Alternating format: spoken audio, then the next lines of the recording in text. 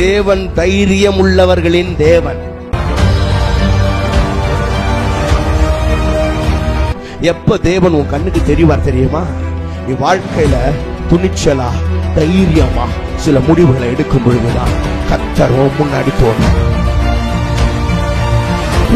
கிருபாசன தந்தையில நெருங்கி சேருகிற தைரியம் எதனாலே உண்டானது என்றால், தேவன் அன்பானவர் என்பதை சிங்காசனத்தை விட்டு இறங்கி சிலுவைக்கு வந்து மரித்து, மகனே நீ கிட்ட வா, நான் உன் மேல அவ்வளவு அன்பா இருக்கிறேன் அப்படின்னு ஆண்டவர் அந்த வழியை திறந்து காண்பித்ததுனால அவருக்கு என்ன கெப்பாசிட்டி இருக்கு, உன்னை கொண்டு அவரால் என்ன செய்ய முடியும் அப்படின்றத வச்சுதான் தேவன் உன்னை பார்க்கிறாரு.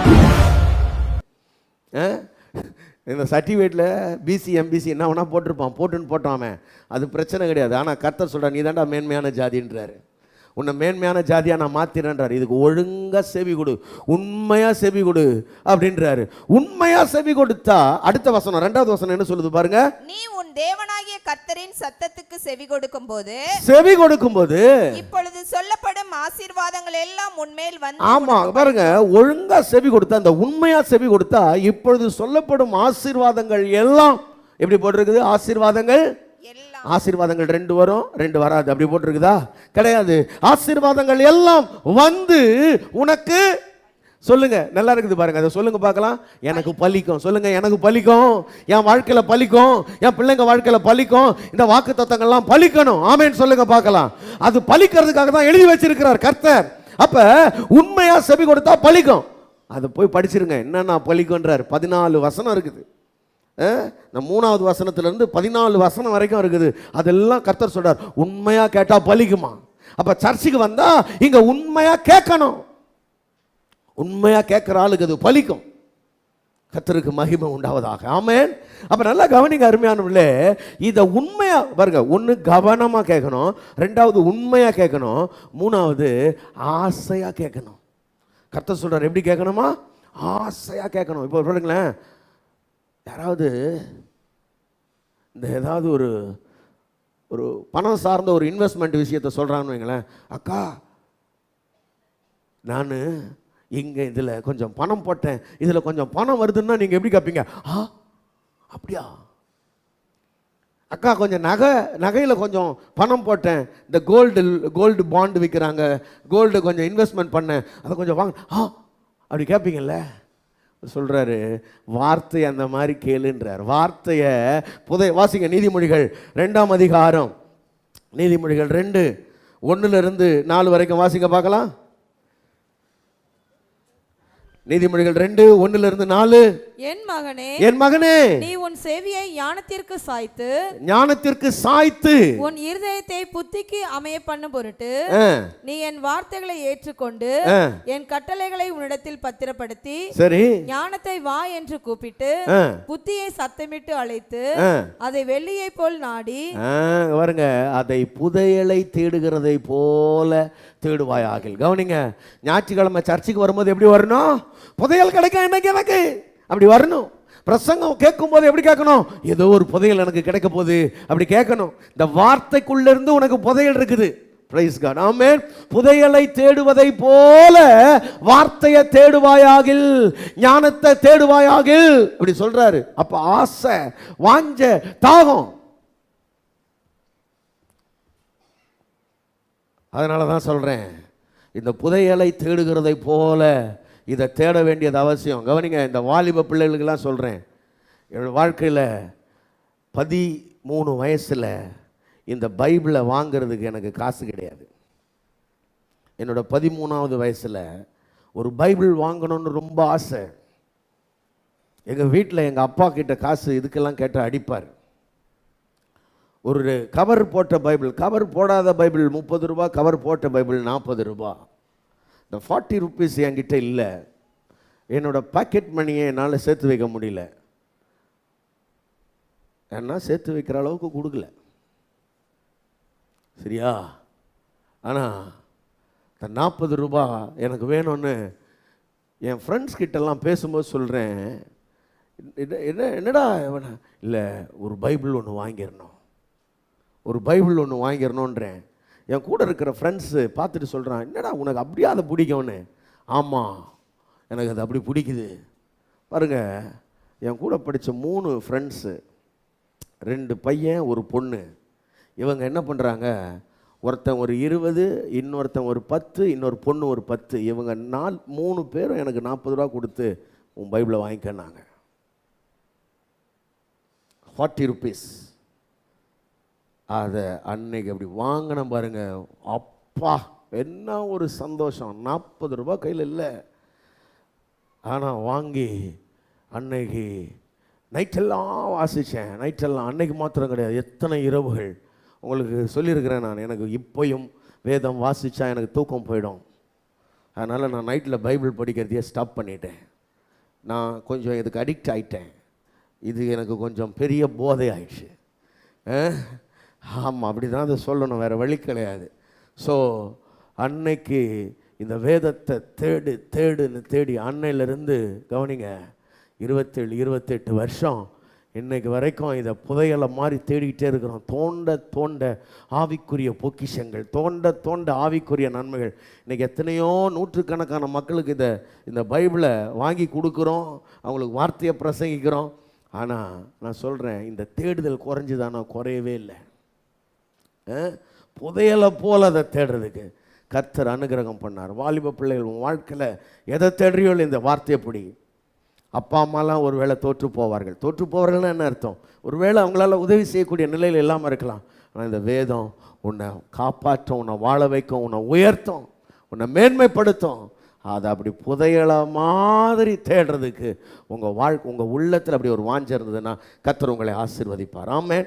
அப்போ கவனமாக கேளு, உண்மையாக கேளு, புதையல மாதிரி தேடு, அப்படி தேடு. பாருங்க, நான் சில நேரங்களில் நான் கொஞ்ச நாட்கள் வேலைக்கு போயிட்டு இருந்தேன். இந்த பைபிள் காலேஜுக்கெல்லாம் போகிறதுக்கு முன்னாடி எங்கே போனாலும் என் கையில் இந்த வேதம் இருக்கும், வேதம் சார்ந்த புத்தகங்கள் இருக்கும். என்னை பார்க்குறவங்க புக் இல்லாமல் பார்க்கவே முடியாது. எதையாவது ஒன்றை படித்துக்கொண்டே இருக்கிற பழக்கம் அப்பத்திலிருந்தே இருந்தது. என்ன பண்ணுறது, படிக்கும் போது மட்டும்தான் படிக்கலை, அதுக்கு பிறகெல்லாம் இப்போ வரைக்கும் படிச்சுக்கிட்டே இருக்கிறோம் கர்த்தருடைய கிருபையினால. ஆனால் இந்த புத்தகங்கள் இல்லாமல் சில சொல்லுவாங்க, என்ன எப்போ பாரு என்னதான் ஏன் படிப்பேன்? வேதம் சார்ந்த விஷயங்கள். ஆமென். ஆமாம், அது எப்பொழுதுமே நான் அந்த வசனம் இருக்கு பாருங்கள், நான் பரதேசியாய் தங்குகிற வீட்டிலே உம்முடைய பிரமாணங்கள் எனக்கு கீதங்கள் ஆயின. இது கீதங்கள் ஆயிற்று, இது இன்பமாயிற்று. இதை தாண்டி வேற ஒன்று பேச முடியாது, இதை தாண்டி வேற ஒன்று தியானிக்க முடியாது. அதுதான் அவ்வளோ இன்பம். ஆமென். அப்போ அதை தேடினாலே, அதை கவனித்து கேட்டாலே ஆசீர்வாதம். சரி, கேட்கலனா என்னங்க, அதை மட்டும் தெரிஞ்சுக்கினீங்கன்னு வைங்களேன். நான் உங்களை பயமுறுத்ததுக்காக சொல்ல, ஆனால் அதையும் படிச்சுடுங்க கொஞ்சம். ஏன்னா கேட்கலனா என்னங்க, குழந்தைய கொஞ்சினா என்னங்க, அங்கே பராக் பார்த்தா என்னங்க, என்னன்னு நீங்கள் தெரிஞ்சுக்கினீங்கன்னா இப்போ அது கொஞ்சம் தெரிஞ்சுக்கணும். 14-15 படிங்க பார்க்கலாம். அங்கே பராக் பார்த்துன்னு இருந்தால் என்னங்க, பராக் பார்த்துன்னு இருந்தால் ஒன்றும் இல்லை, கொஞ்சம் சாபம் படிங்க. அதே தான் 14-15மா. உபாகமம் 28, உபாகமம் 28. நான் உனக்கு விதிக்கிற உன் தேவனாகிய கர்த்தரின் கட்டளைகளை கைக்கொள்ளவும் அவைகளின்படி நடக்கவும் அவைகளுக்கு செவி கொடுத்து வந்தால் கர்த்தர் உன்னை வாளாக்காமல் தலையாக்குவார். சரி, செவி கொடுத்தா வாளாக்காமல் தலையாக்கிடுவாரு. ரைட்டு. அப்புறம் நீ கீழாகாமல் மேலாவாய். அடுத்த வசனத்துக்கு போயிடுங்க. நான் உனக்கு விதிக்கிற உன் தேவனாகிய கர்த்தருடைய எல்லா கற்பனைகளின் படியும் கட்டளைகளின் படியும் நடக்க கவனமாய் இருக்கிறதுக்கு. கவனிங்க, கவனமா இல்லைன்னா, செவி கொடுக்கலன்னா, இந்த காதை இங்க வைக்கலன்னா படிங்க. அவர் சத்தத்திற்கு செவி கொடாதே போவாயாகில், அவர் சத்தத்துக்கு செவி கொடாதே போவாயாகில். இந்த காதை இங்க வச்சு கேட்கலனாலே பிரச்சனையா? ஆமா, கேட்கலனாலே பிரச்சனை. அங்க பாருங்க, கேட்கலனாலே இப்பொழுது சொல்லப்படும் சாபங்கள் எல்லாம் உன்மேல் வந்து உனக்கு பலிக்கும். இப்போ புரிஞ்சுதா உங்களுக்கு கேட்கறது எவ்வளோ முக்கியம்னு? சரியானதை கொஞ்சம் கவனமாக கேட்டாலே ஆசீர்வாதம் வருது, கேட்கலனாலே என்ன வந்துடுது? சாபம் வந்துடுது. அப்போ ரொம்ப கவனிக்கணும். வாழ்க்கையில் எதை எப்படி கேட்கணும்னு முதல்ல தெரிஞ்சுக்கணும். கேட்கலனாலே பிரச்சனையா? ஆமாம், கேட்கலனாலே பிரச்சனை. ஏன்னா நீங்கள் இங்கே கேட்கலன்னா வேற ஒன்று உங்கள் காதில் வந்து விழுந்துடும். தப்பானதை நீங்கள் கேட்க நேரிடும். சில நேரங்களில் கவனிங்க, நாம பல நேரங்களில் நினச்சிட்டு இருப்போம், நான் கரெக்டாக தானே கேட்குறேன்னு. ஆனால் அது நீங்கள் சரியாக கேட்காதது உங்களுக்கு புரியாது. எக்ஸாம்பிளுக்கு நான் ஒன்று சொல்லட்டுமா? 1 சாமுவேல் 15ஆம் அதிகாரம் 22வது வசனத்தில் இஸ்ரவேலுடைய முதல் ராஜா சவுல் இருக்காரு. அவருக்கு பாருங்களேன், அவருக்கு ஆண்டவர் சொன்னார், அமலேக்கியரை மொத்தமாக நீ என்ன பண்ணுனா சங்கரம் பண்ணிடு, ஒரு மிருக ஜீவனையும் நீ உயிரோட வைக்காத, எல்லாத்தையும் கொன்னுடுனாரு. ஆனால் இவர் என்ன பண்ணார்னா கேட்குற மாதிரி கேட்டுட்டு கொஞ்சம் என்ன பண்ணிட்டாரு, மிச்சம் வச்சுட்டாரு. அதனால தான் சொல்கிறேன், சில நேரத்தில் ரொம்ப கவனித்து கேட்க வேண்டியது இருக்குது. தேவன் என்ன சொல்கிறாருன்றத உத்து கேட்க வேண்டியது இருக்குது. நான் எல்லாத்தையும் பண்ணிட்டேனே, இல்லை நீ ஆண்டவர் சொன்ன மாதிரி பண்ணல, தேவன் சொன்ன மாதிரி பண்ணல. வாசிங்க பார்க்கலாம் 15:22. அதற்கு சாமுவேல் கர்த்தருடைய சத்தத்திற்கு கீழ்ப்படிகிறதை பார்க்கிலும் சர்வாங்க தகனங்களும் பலிகளும் கர்த்தருக்கு பிரியமாய் இருக்குமோ? சர்வாங்க தகனங்களும் பலிகளும் கர்த்தருக்கு பிரியமாய் இருக்குமா? பலியை பார்க்கிலும் கீழ்ப்படிதலும் ஆட்டு கடாக்களின் நினத்தை பார்க்கிலும் செவி கொடுத்தலும். அவர் சொல்றாரு, நீ கொண்டு வந்து வச்சிருக்கிறியப்பா இந்த ஆட்டு கடாக்கள், இவளுடைய நினங்களை விட எது ரொம்ப பெருசு? செவி கொடுத்தல் உத்தமம். நீ செவி கொடு. இப்ப நீ செவி கொடுக்காததுனாலே இந்த காரியத்தில் நீ மதி இல்லாம இருந்த உன் ராஜ்யபாரம் உன்னை விட்டு நீங்கி உன்னை பார்க்கிலும் உத்தமனாய் இருக்கிற உன்னுடைய தோழனுக்கு அது கொடுக்கப்படுகிறதுன்னு கர்த்தர் இஸ்ரவேலின் ராஜ்யபாரத்தை ஆண்டவர் சவுல் கையிலிருந்து தாவீது கைக்கு மாற்றிட்டார். அவன் ஒரே ஒருத்தரோட முடிஞ்சு போச்சு. ஆசீர்வாதங்கள் நன்மைகள் போயிடுச்சு. காரணம் கேட்கல, ஒழுங்கா கேட்கல. கவனிங்க, ஆசீர்வாதத்தை பெற்றுக்கொள்வதும் ஆசீர்வாதத்தை இழக்கிறதும் கேட்கிறதில் அடங்கி இருக்கிறது. சரியானதை கேளுங்க, அப்பதான் சரியானதை விசுவாசிக்க முடியும், அப்பதான் சரியானதை பேச முடியும். அப்ப சரியானதை கேட்கறது ரொம்ப முக்கியம் உங்க வாழ்க்கையில.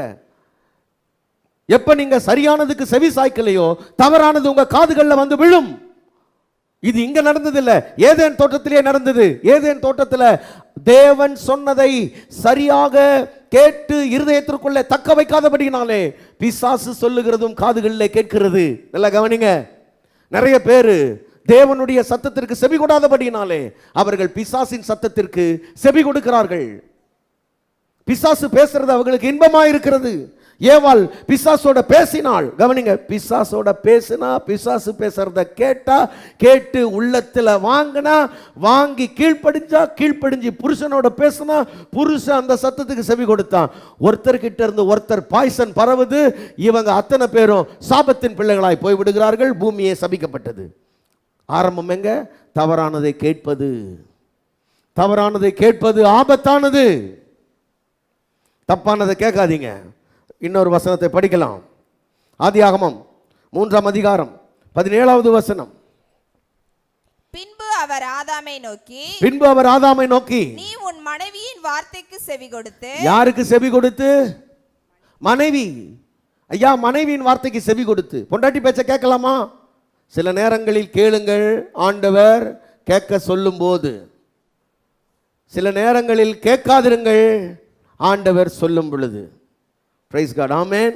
மனைவி சொல்றது சரியா தப்பான்னு மறுபடியும் போய் ரீசெக் பண்ணுங்க. தேவ சமூகத்தில் தேவனுடைய பாதத்தில் அமர்ந்து கேளுங்க, ஆண்டவரே இந்த காரியத்தில் எனக்கு என் மனைவி இப்படி சொல்றாங்க, எங்க அம்மா இப்படி சொல்றாங்க, எங்க அப்பா இப்படி சொல்றாங்க, எங்க பாஸ்டர் இப்படி சொல்றாரு, நான் என்ன செய்யட்டும்?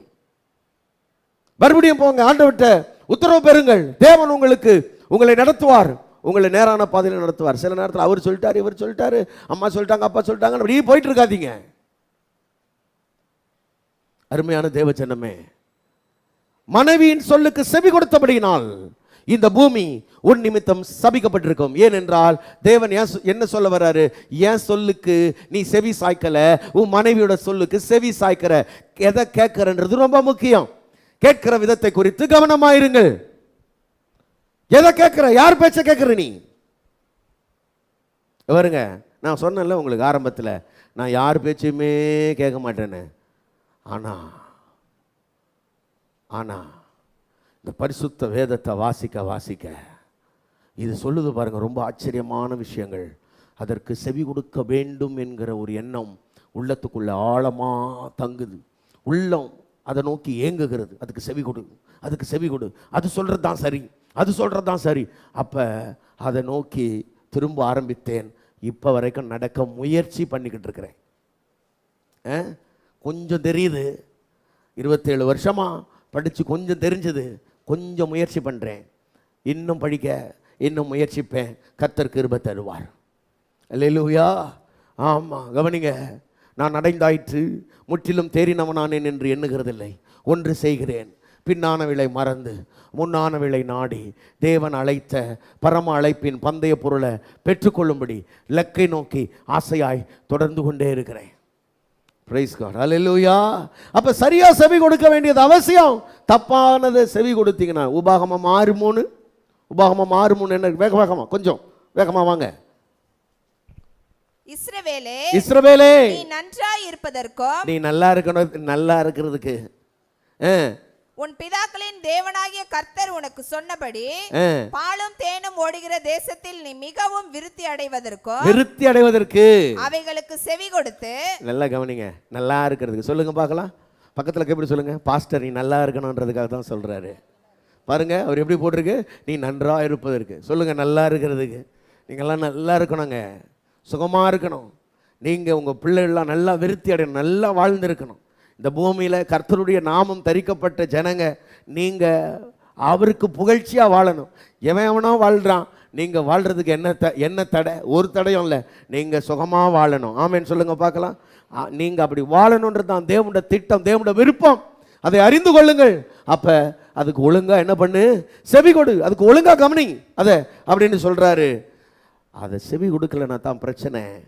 பாருங்க, இதெல்லாம் இந்த யாத்திராகமத்தில், இந்த உபாகமத்தில் இதெல்லாம் யார் சொல்கிறான்னா கர்த்தர் மோசையின் மூலமாக சொல்கிறார்.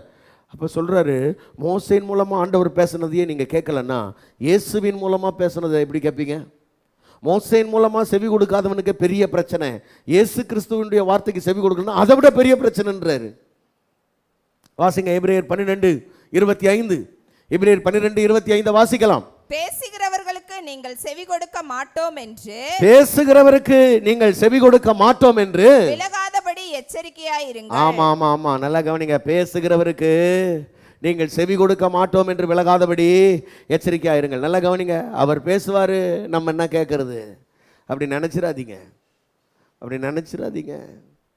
எந்த ஒரு பிரசங்கத்தை கேட்கும்போதும் அப்படி நினச்சிடாதீங்க. பேசுகிறவருக்கு செவி கொடுக்க மாட்டோம் என்று விலகாதபடி எச்சரிக்கையாயிரு. நல்லா கவனிங்க. இந்த பிரசங்கத்தில் ரொம்ப கவனிக்க வேண்டிய விஷயம் என்ன தெரியுமா? இந்த பிரசங்கத்தில் பாருங்க, நான் எங்கெல்லாம் வசனம் எடுத்து வாசிக்கிறேனோ அதெல்லாம் நல்லா எடுத்துக்கங்க. சில நேரத்தில் என்னோட பர்சனல் எக்ஸ்பீரியன்ஸ் சொல்கிறேன் பாருங்கள், என் அனுபவங்கள், அது உங்களுக்கு புரிய வைக்கிறதுக்காக சொல்கிறேன். அதை நீங்கள் எடுத்துக்கணும்னு அவசியம் இல்லை. என் வாழ்க்கையில் நடந்த மாதிரியே தான் உங்களுக்கு நடக்கணும்னு அவசியம் இல்லை. என் சொந்த அனுபவங்கள் வேறு. அப்போ என்னோட சொந்த அனுபவங்கள் அப்படியே உங்கள் வாழ்க்கையில் நடக்கணும்னு அர்த்தம் இல்லை. அது உதாரணத்துக்காக உங்களை புரிய வைக்கிறதுக்காக சொல்கிறது. ஆனால் வசனம் இருக்குது பாருங்கள், அதை அப்படியே எடுத்துக்கோங்க. ஆமேன்னு சொல்லுங்கள் பார்க்கலாம். வசனத்தை கொஞ்சம் கூட விட்டுறாதீங்க. அந்த வசனம் என்ன அர்த்தத்தோடு சொல்லப்பட்டிருக்கோ அதை அப்படியே முழுசாக எடுத்துக்கோங்க. அந்த வசனம் எப்படி சொல்லுதுன்னா, எச்சரிக்கையாக இருங்கள், ஏனெனில் பூமியிலே பேசினவருக்கு செவி கொடுக்க மாட்டோம் என்று விலகினவர்கள் தப்பி போகாமல் இருக்க. கவனிங்க, பூமியில பேசினவருக்கு செவி கொடுக்க மாட்டோம் என்று விலகினவர்கள். பேசினது யாரு? மோசே பேசினாரு, யோசுவா பேசினாரு, காலை பேசினாரு. இவங்க பேசினதுக்கு செவி கொடுக்க மாட்டோம் என்று சொன்னவர்கள் பாலும் தேனும் ஓடுகிற தேசத்துக்குள்ள என்ன பண்ணல? போகல. தப்பி போகாமல் இருக்க. பூமியில பேசின இந்த பிரசங்கியார்களுக்கு நீ செவி கொடுக்கலன்னா பரலோகத்திலிருந்து ஒருத்தர் இப்போ பேசுகிறாரு. அவர் தான் கர்த்தராகிய இயேசு கிறிஸ்து. ஆமென். ஆமாம். இப்போ அவருக்கு செவி கொடுக்க, இந்த வார்த்தைலாம் நான் அடிக்கடி சொல்கிறது, சத்தியமாக சொல்கிறேன், இந்த பைபிளை நான் எழுதலை. எங்கள் அப்பாவுக்கும் இதை எழுதுகிற அளவுக்கு அவர் எழுத படிக்க தெரியாதவர். நானும் எங்கள் அப்பாவோ எழுதலை இந்த பைபிளை. ஓகே, என்னுடைய ஆறுயிர் நண்பர்கள் யாரும் இதை எழுதவில்லை. இதை எழுதினது ஆவியானவர். அல்லேலூயா. ஆமாம். ஆகவே நீங்கள் இதற்கு செவி சாய்க்கத்தான் வேண்டும். பரலோகத்திலிருந்து பேசுகிறவருடைய வார்த்தை இது. அவருக்கு செவி கொடுக்க மாட்டோம்னு சொன்னா எப்படி? பரலோகத்திலிருந்து பேசுகிறவரை நாம் விட்டு விலகினால் எப்படி தப்பிப்போம்? எப்படி தப்பிப்பணி? தப்பிக்கவே முடியாது. பிரச்சனை. கவனிங்க. அப்ப சரியானதை கேட்க வேண்டியது அவசியம். அது எப்படி கேட்கணும்? வாஞ்சையாய் கவனமாய் உண்மையாய் கேட்க வேண்டும். கேட்காம விலகிட்டாலே பிரச்சனையா, விலகிட்டாலே பிரச்சனை. ஒழுங்கா கேட்கலனாலே பிரச்சனை. ஒழுங்கா கேட்காத போது என்ன நடக்கும்? வஞ்சனை நடக்கும். கவனிங்க, எப்ப நீங்க சரியானதை கேட்கலையோ அப்ப தவறானது உங்க காதுகளில் வந்து விழும். தேவனுடைய சத்தத்தை கேட்காத பொழுது ஏவாளுடைய காதுகளில் வந்து பிசாசு ஓதினான். சாத்தான் வேதம் ஓதியது. சாத்தான் என்ன பண்ணுச்சு? வேதம் ஓதியது. இன்றைக்கு இந்த கடைசி நாட்கள்ல சாத்தான் வேதம் ஓதுகிறது. நிறைய பேரு சாத்தான் பாருங்களேன். இந்த கடைசி நாட்கள்ல பவுல் எழுதுறார் தீமோத்தேயுக்கு, 1 தீமோத்தேயு 4ஆம் அதிகாரம் 1-2 வசனங்கள் வேகமா. 1 தீமோத்தேயு 4ஆம் அதிகாரம் 1வது வசனம் வேகமா படிங்க பார்க்கலாம். ஆகிலும் ஆவியானவர் வெளிப்படையாய் சொல்லுகிறபடி, ஆவியானவர் ரொம்ப வெளிப்படையா சொல்றாரு. கடைசி நாட்கள்ல பிற்காலங்களிலே மனசாட்சியில் சூடுண்ட பொய்யருடைய மாயத்தினாலே, நல்லா கவனிங்க, மனசாட்சியில் சூடுண்ட பொய்யருடைய மாயத்தினாலே சிலர் வஞ்சிக்கிற ஆவிகளுக்கு இடம் கொடுத்து பிசாசுகளின் உபதேசங்களுக்கும் செவி கொடுத்து, நல்லா கவனிங்க, வஞ்சிக்கிற ஆவிகள் பிசாசின் உபதேசங்களுக்கு செவி கொடுப்பார்கள். பிசாசின் உபதேசங்கள் சொல்லுங்க, பிசாசின் உபதேசங்கள், சத்தமா சொல்லுங்க, பிசாசின் உபதேசங்கள். இந்த பிசாசின் உபதேசங்கள்ல ஒண்ணு அடுத்த வசனத்துல சொல்றாரு, அவங்க என்ன பண்ணுவாங்க? வந்து விசுவாசிகளும் சத்தியத்தை அறிந்தவர்களும் ஸ்தோத்திரத்தோட அனுபவிக்கும்படி தேவன் படைத்த போஜன பதார்த்தங்களை விளக்கவும். 2வது வசனம் போடலையாப்பா? விவாகம் பண்ணாதிருக்கவும். என்ன சொல்லி கொடுப்பாங்களா? கல்யாணம் எல்லாம் பண்ணிக்காதீங்க, கல்யாணம் பண்றதெல்லாம் பாவம், கல்யாணம் பண்ணக்கூடாது.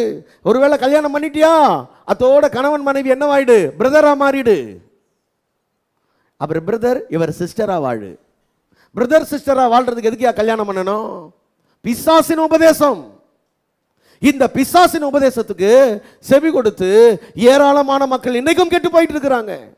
ஆவியானவர் இவ்வளவு வெளிப்படையா சொல்லியும் எவ்வளவு பேர் பார்த்திருக்கீங்களா நீங்க? கல்யாணம் பண்ணாம இருந்தா தான் அந்த கோயிலுக்கு தான் நாங்க போவோன்றான் நம்மாலு. கல்யாணம் பண்ண மேலோட பிரதிஷ்டை கிடையாது, பேய் உபதேசம். அது சியோனுக்கு போவோம், போக மாட்டேன், எழுதி வை. பிசாசின் உபதேசத்தை போதிச்சுக்கிட்டு அதை போய் மேலான உபதேசம், மேலான பரிசுத்தம்னு. ஆவியானவர் வெளிப்படையா இவ்வளோ தெளிவா எழுதி வச்சிருக்காரு. அங்க போய் உட்காந்து நம்மால் குப்பை கொட்டிக்கிட்டு இருக்கான். விவாகம் பண்ணாது இருக்கவும். இது தெளிவா இருக்கா இல்லையா? பிசாசின் உபதேசத்துல ஒண்ணு கல்யாணம் பண்ணக்கூடாதுன்றது இருக்கா இல்லையா? இருக்குதானே? உங்க பைபிள் அப்படி போடு. ஏங்க என் பைபிள் அப்படி இருக்கு, உங்க பைபிள் அப்படி இருக்கா? உங்க பைபிள்ல இருந்தா டிக் பண்ணி வச்சுக்கோங்க. கல்யாணம் பண்ணக்கூடாதுன்னு சொல்றது பிசாசோட உபதேசம் ஒண்ணு. அதுக்கு அடுத்தது பாருங்களேன், சிலதெல்லாம் ஸ்தோத்திரத்தோட சாப்பிட்டா ஒன்றும் பிரச்சனை இல்லை. சாப்பிட்றது, உடுத்துறதெல்லாம் அதெல்லாம் தேவன் அனுபவிக்கும்படி நமக்கு பாராட்டின சில நன்மைகள். சரியா?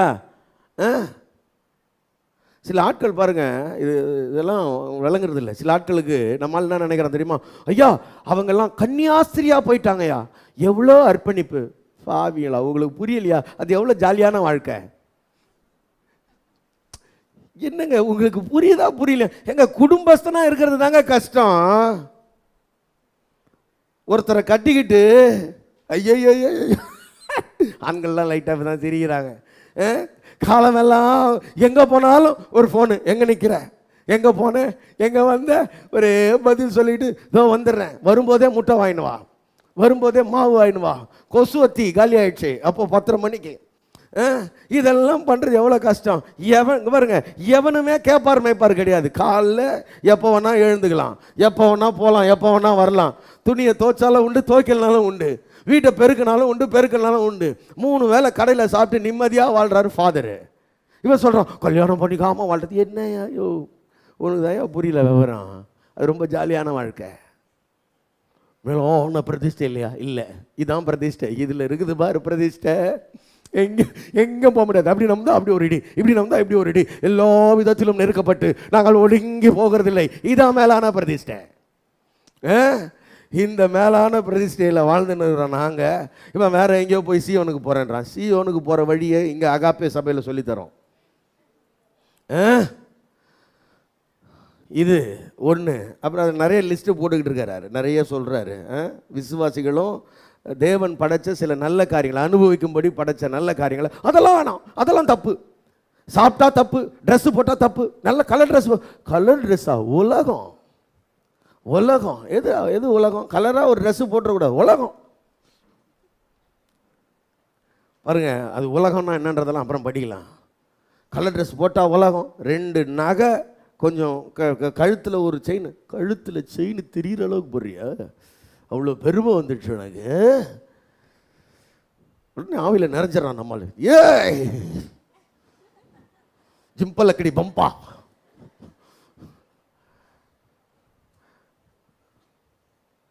அதெல்லாம் கிடையாது. நல்லா சாப்பிடுங்க, நல்லா உடுத்துங்க, பாருங்க, கடவுளுக்கு மகிமையாக செய்யுங்க. இங்கே யாருக்கேனும் நம்மளை விளம்பரப்படுத்திக்கிறதுக்கு எதையும் செய்யாதீங்க. நான் பெரிய ஆளுன்னு காட்டு, எல்லாம் கிருபை, அப்பாவோட கிருபை, அவர் இறக்கம், அவர் தயவு, அவர் காருண்யம், சாப்பிட்றது, உடுத்துறது, வாழ்கிறது, இந்த வாழ்க்கை எல்லாம் அவர் கிருபை, அவர் புண்ணியம், அவர் காருண்யத்தினால சாப்பிட்றோம், அவர் காருண்யத்தினால உடுத்துறோம், எல்லாம் அவரால் வந்தது. ஆமாம், எத்தனை பேர் அதை நம்புறீங்க? ஆமாம், எதுலேயும் இங்கே நம்மளை பெருமை பாராட்டுறதுக்கு ஒன்றுமே இல்லை. சுட்டது எருமை, அதில்டா பெருமைன்ற மாதிரி இங்கே இங்கே இங்கே எல்லாமே அவரால் வந்தது. இங்கே நான் என்று சொல்லிக்கொள்றதுக்கு எதுவுமே கிடையாது. அப்போ தவறான போதனைகளுக்கு செவி. இங்கே பாருங்க, இன்னொரு இடத்துக்கு போவோம். கொஞ்சம் தீத்து 1ஆம் அதிகாரம் 9வது வசனம், கொஞ்சம் வேகமாக. தீத்து 1 பாருங்க. சில ஆட்கள் யோசிக்கிறாங்க, எப்போ முடியும்? முடியவே முடியாது, தொடரும். போடுங்க, தீத்து 1:9. ஆரோக்கியமான உபதேசத்தினாலே புத்தி சொல்லவும், சரி, எதிர் பேசுகிறவர்களை கண்டனம் பண்ணவும் வல்லவனுமாய் இருக்கும்படி தான் போதிக்கப்பட்டதற்கேற்ற உண்மையான வசனத்தை நன்றாய் பற்றி கொள்ளுகிறவனுமாய் இருக்க வேண்டும். பாருங்க, ஒரு விசுவாசி எப்படி இருக்கணும்னா, தாம் போதிக்கப்பட்ட வசனத்தை அந்த உண்மையான வசனத்தை நன்றாய் பற்றி கொள்ளுகிறவனா இருக்க வேண்டும். முதல்ல என்ன போதிக்கிறாங்கன்னு முதல்ல காது கொடுத்து கவனமாக கேட்கணும், அதையே பிடிச்சுக்கணும், அதுலேயே உறுதியாக இருக்கணும். இங்கே பிரச்சனை என்னன்னா, கேட்கறதுல இருந்து வழுவி போகிறது தான் பிரச்சனை. என்ன கேட்குறோன்னு ஒழுங்காக காது கொடுத்து கேட்காததுனால வழுவி போயிடுறோம், தவறானதை கேட்கறதுக்கு. எங்க பாருங்க, ஆதாமுக்கு எவளுக்கு என்ன பிரச்சனை? தேவன் சொன்னதை அதுல உறுதியா நிலைக்க முடியல, அதனால தான் வேற ஒரு ஆப்ஷன் தேடி போறாங்க, வேற ஒண்ணு காதுல வழுது.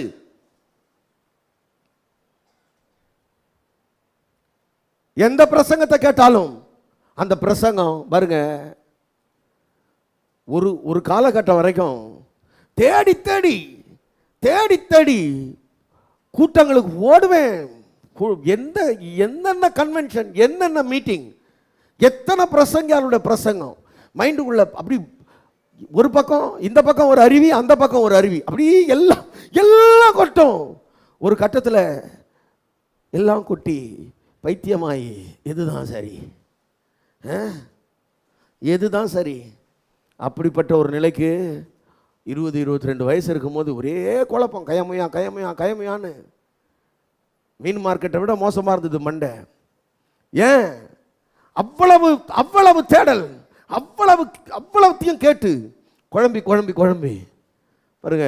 அதுக்கு பிறகு ஒரு 24-25 வயசு ஆகும்போது கொஞ்சம் லைட்டாக அப்படி ஒரு டாட் மாதிரி கொஞ்சம் புரியுது.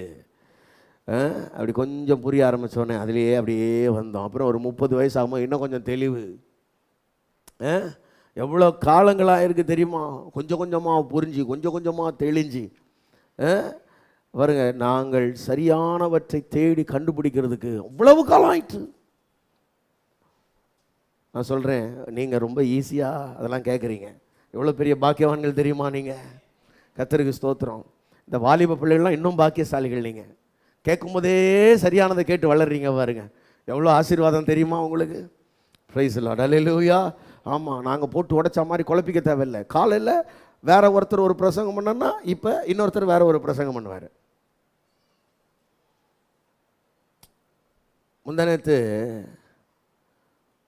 முந்தானேத்து தான் நினைக்கிறேன், ஒரு ஜோக் ஒன்று படித்தேன். எப்பவுமே படிக்கிற பழக்கம் தானே. ஒரு ஜோக் ஒன்று படித்தேன். அதில் ஒரு பையன் சொல்கிறான், ஸ்கூல் ஸ்டூடெண்ட்டு, அதாவது இந்த சயின்ஸ் டீச்சர் வந்தாங்களாம். செல்லு அப்படின்ற வார்த்தைக்கு என்ன அர்த்தம் சொன்னாங்களாம். செல்லுனா என்னது? அது ஒரு உயிரணு அப்படின்னாங்களாம்.